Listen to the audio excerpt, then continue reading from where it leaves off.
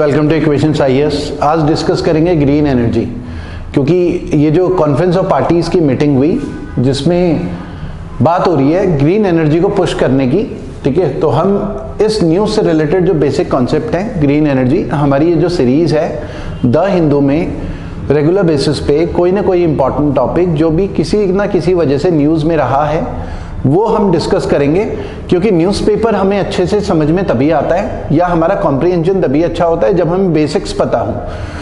तो जो current affairs होता है वो जीएस से काफ़ी ज़्यादा लिंक्ड होता है, ठीक है। तो हम वही चीज़ें, छोटी छोटी चीज़ें डिस्कस करने की कोशिश करेंगे रेगुलर बेसिस पे। ये एक सीरीज़ है, तो आप बने रहें इस सीरीज़ में ताकि आपकी छोटे छोटे टॉपिक्स क्लियर होते रहें और फिर आगे जब आप न्यूज़पेपर पढ़ते हैं तो आपको बेटर तरीके से न्यूज़पेपर समझ में आता है, आप कनेक्ट कर पाएंगे न्यूज़पेपर में जो भी न्यूज़ होगी, ठीक है, और एग्जाम के पॉइंट ऑफ व्यू से पूरा अच्छे से चीज़ों को समझ पाएंगे, ठीक है।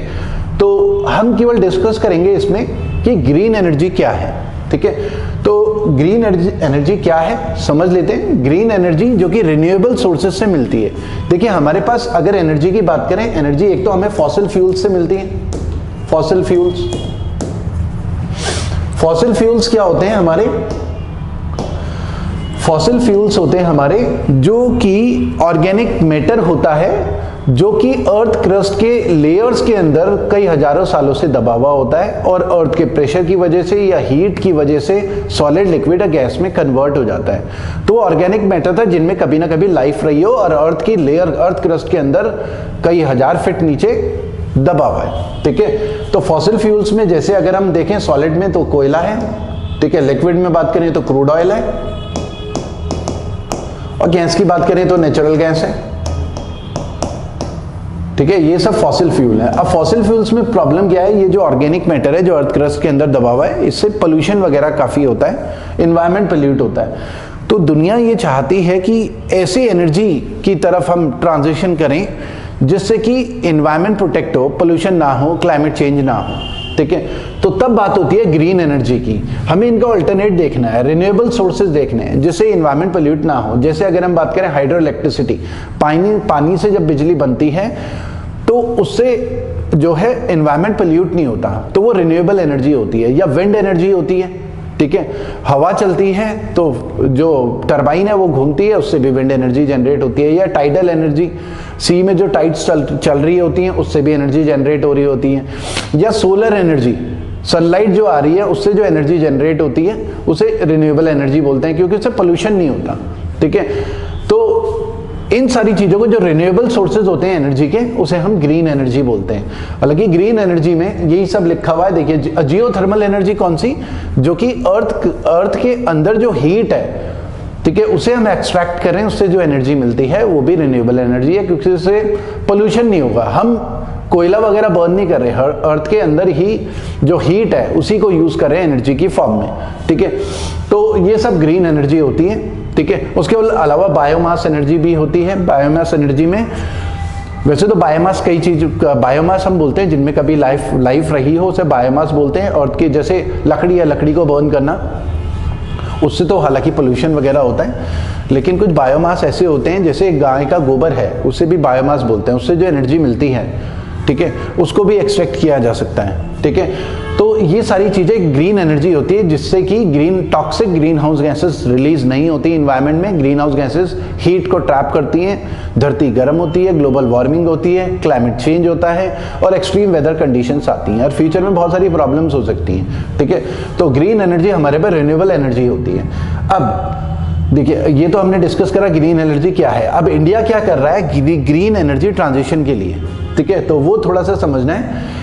अभी भी अगर इंडिया में अगर हम देखें 2000 के बाद से, 2000 AD के बाद से आज तक 2023 की बात करें तो एनर्जी का कंजम्पशन जो है वो डबल हो चुका है, एनर्जी यूज वो डबल हो चुका है। और इंडिया में अगर हम बात करें 80% अभी भी इंडिया में या दुनिया में भी बोल सकते हैं 80% जो एनर्जी है, चलो इंडिया की ही बात करते हैं, 80% एनर्जी अभी भी हमें किससे मिल रही है? फॉसिल फ्यूल्स के थ्रू मिल रही है। चाहे हम क्रूड ऑयल की बात करें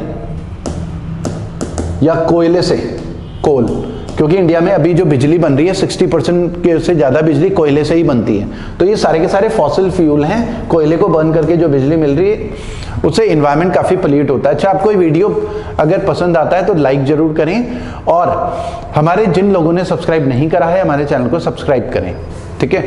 तो एक तो हमारा ये है कि 80% जो एनर्जी रिक्वायरमेंट है वो हमारा नेचुरल गैस या सॉलिड बायोमास होता है, लकड़ी जो होती है, लकड़ियाँ उसको बर्न करके, पत्तों को बर्न करके, जैसे रूरल एरिया में खाना वगैरह बनता है, लकड़ी का चूल्हा, ठीक है। हालांकि हमारा जो एनर्जी यूज़ और एमिशंस हैं दुनिया के से कंपेयर करें पर कैपिटा, वो लगभग आधा है, ठीक है। तो वो लगभग आधा है। तो ये तो हमारी प्रेजेंट सिचुएशन हो गई कि हमारी रिक्वायरमेंट 80% इन चीज़ों से पूरी हो रही है, लेकिन हमें तो जाना है ग्रीन एनर्जी की तरफ ट्रांजिट करना है। तो ग्रीन एनर्जी की तरफ ट्रांजिट करने के लिए एक तो 2019 में गवर्नमेंट ऑफ इंडिया ने अनाउंस करा कि 2030 तक जो हमारे रिन्यूएबल एनर्जी की कैपेसिटी होगी, इंस्टॉल्ड कैपेसिटी 450 गीगावाट हम करने वाले हैं। मतलब जगह जगह सोलर पैनल्स वगैरह लगाए जाएंगे इंडिया में, जहाँ जहाँ लग सकते हैं। सरकार सब्सिडी वगैरह भी देगी, सोलर पैनल्स होंगे, सोलर जनरेशन होगा, सोलर से इलेक्ट्रिसिटी जनरेशन होगा, ठीक है। उसके अलावा विंड एनर्जी में काम करेंगे, टाइडल एनर्जी में काम करेंगे। तो 2030 तक हमें अपनी कैपेसिटी, इंस्टॉल कैपेसिटी 450 गीगावाट तक करनी है, ताकि हमारा ग्रीन एनर्जी की तरफ ट्रांजिशन हो सके। और सरकार ने तो ये भी अनाउंस किया हुआ है कि 2070 तक, मोदी सरकार ने अनाउंस करा हुआ है कि हम जीरो कार्बन एमिशन की तरफ बढ़ेंगे 2070 में। टोटल हमारा ग्रीन एनर्जी की तरफ ट्रांजिशन हो जाएगा। उसके अलावा सरकार ने एक प्रोडक्शन लिंक्ड सब्सिडी PLI वो भी अनाउंस करी है। प्रोडक्शन लिंक्ड सब्सिडी मतलब सरकार सब्सिडी वगैरह दे रही है कंपनीज को जो कि सोलर पैनल बनाएंगी या ऐसी टेक्नोलॉजी वगैरह क्रिएट करेंगी जिससे कि इन्वायरमेंट ना पोल्यूट होता हो या बहुत कम पोल्यूट होता हो।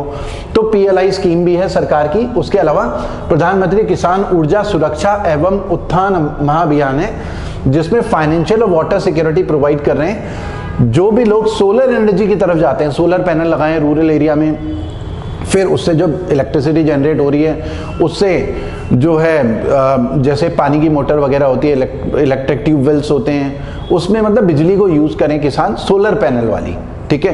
तो सोलर पैनल इंस्टॉल्ड करें तो वो खुद से इलेक्ट्रिसिटी जो है जनरेट भी कर पाएंगे और ग्रिड के साथ कनेक्ट करके वो सरकार को भी सप्लाई कर सकते हैं, ठीक है। उसके अलावा सरकार ने, ministry of new and renewable energy ने क्या करा है, अक्षय ऊर्जा पोर्टल है और एक India renewable idea exchange portal है, जिसमें इंडियंस जो है पार्टिसिपेट करेंगे और आइडियाज एक्सचेंज करेंगे और क्या किया जा सकता है इंडिया में जो रिन्यूएबल एनर्जी है उसके लिए, ग्रीन एनर्जी की तरफ जाने के लिए क्या क्या, क्योंकि सिटीजन से भी कई बार अच्छे आइडियाज मिल जाते हैं, ठीक है। अच्छे आइडियाज मिलती हैं, सरकार को लगता है अच्छा आइडिया है तो उसको एग्जीक्यूट भी कर सकती है सरकार, इम्प्लीमेंटेशन कर सकती है, ठीक है। हाँ, उसके अलावा और क्या इनिशिएटिव है ग्रीन एनर्जी के लिए? एक तो प्रधानमंत्री सौभाग्य योजना है, प्रधानमंत्री सहज बिजली हर घर योजना। रूरल एरिया में हर जगह बिजली का कनेक्शन होगा। बिजली के कनेक्शन से ग्रीन एनर्जी से क्या लेना देना है, क्योंकि हर घर में रूरल एरिया में नॉर्मली क्या लकड़ी के चूल्हे होते हैं, उसमें लकड़ी जलाई जा रही है, उससे क्या धुआं वगैरह होता है, तो उससे पोल्यूशन होता है, वो ग्रीन एनर्जी नहीं है, ठीक है। तो इसलिए वहाँ पर हर घर में इलेक्ट्रिसिटी का वो भी होगा, LPG गैस सिलेंडर भी दिया जाएगा, ठीक है। और सोलर पैनल वगैरह वो सारी चीज़ें होंगी, हर घर बिजली पहुँचाई जाएगी वहाँ पर, वरना लैंप वगैरह भी चलते हैं, लकड़ी वगैरह जलाई जाती है। तो एक तो प्रधानमंत्री सहज बिजली हर घर योजना है। ग्रीन एनर्जी कॉरिडोर है। ग्रीन एनर्जी कॉरिडोर क्या है कि पूरे इंडिया में जहाँ भी सोलर पैनल लगाए जा रहे हैं, घरों में भी लगाए जाएंगे, प्राइवेट कंपनीज भी लगा सकती हैं सोलर पैनल वगैरह, विंड एनर्जी वगैरह, उन्हें ना नेशनल ग्रिड के साथ जोड़ा जाएगा। मतलब अगर मान लिया कि आपका घर है और आपने क्या करा, मान लो कि 5 किलोवाट इलेक्ट्रिसिटी जनरेट करी सोलर के थ्रू और आपकी रिक्वायरमेंट तो 2 किलोवाट ही है, तो बाकी 3 किलोवाट आप जो डिस्कॉम कंपनी है, डिस्ट्रीब्यूशन कंपनी, उनको सप्लाई कर सकती हैं। तो वो पोल के साथ कनेक्ट हो जाएगा। मतलब आप अपने घर के लिए भी सोलर के थ्रू बिजली पैदा कर रहे हैं और एक्सेस जो बिजली है वो ट्रांसमिशन पोल के थ्रू बिजली विभाग को बेचेंगे आप, ठीक है। तो नेशनल ग्रिड के साथ कनेक्ट करना, ग्रीन एनर्जी कॉरिडोर वगैरह बनाया जाएगा। उसके अलावा नेशनल स्मार्ट ग्रिड मिशन होंगे। स्मार्ट ग्रिड में क्या होगा, इलेक्ट्रिसिटी का लॉस कम से कम हो, ठीक है, सोलर विंड एनर्जी उस ग्रिड के साथ कनेक्ट हो सके। तो ये सारी चीजें साथ साथ चल रही हैं। उसके अलावा इलेक्ट्रिक व्हीकल्स फेम स्कीम है भारत सरकार की इलेक्ट्रिक व्हीकल्स को प्रमोट करने की, क्योंकि नॉर्मली जो गाड़ियां होती हैं वो पेट्रोल या डीजल से चलती हैं, जो कि हाइड्रोकार्बन है, फॉसिल फ्यूल्स हैं, जिससे कि पोल्यूशन काफ़ी होता है। इलेक्ट्रिक व्हीकल से पोल्यूशन नहीं होता, तो उसको इंकरेज किया जाएगा। जैसे दिल्ली में कई बार बहुत ज़्यादा सर्दियों में खासकर प्रॉब्लम हो जाती है, ठीक है।